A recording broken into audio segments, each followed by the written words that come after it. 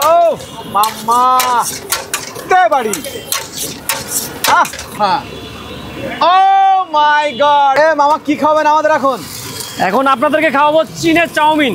চীনের চাউমিন? চীনের চাউমিন। চীনে কেন? এটা মূলত চায়নার থেকে আসা তো, এই জন্য এটা হলো চীনের চাউমিন। কিসের ডিম এটা?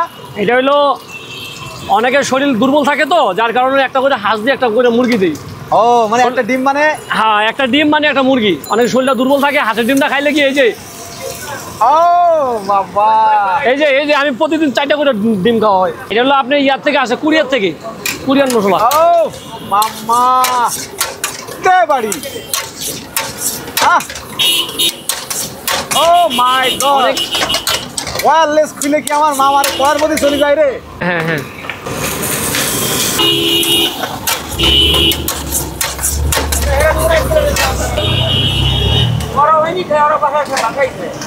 মামা এটা মাথায় আসলো কিভাবে যে এটা এখানে বানাইতে হবে এই কায়দায় মামা? দোকানদারি মানে আপনার জীবনে যত দুঃখ কষ্ট থাকবো, দোকানদারি মানে একটা বিনোদন। বিনোদন, ঠিক আছে ঠিক আছে। কষ্টর জায়গায় থাকবো, দুঃখর জায়গায় থাকবো। কথা কি বুঝি বোঝেন নেই? এখান থেকে মনে করেন যে কোনো কাজ আপনার সুন্দর করে তুলতে হবে। আর্টের থেকে আহে আপনার শিল্প যখন আপনার ফুটা তুলতে হবে, বুঝছেন? হ্যাঁ। ও মাই গড এবার বুঝলাম চীনে চাউমিন কেন। হ্যাঁ এই জন্য, তাই তো? ঠিক আছে মামা। এই বিজনেস করে কি কি হয়েছে মামা এই পর্যন্ত মনে হয়? যা কিছু হয়েছে আর কিছু দরকার নেই। গাড়ি বাড়ি নারী সবই হয়েছে, আর কি চাই?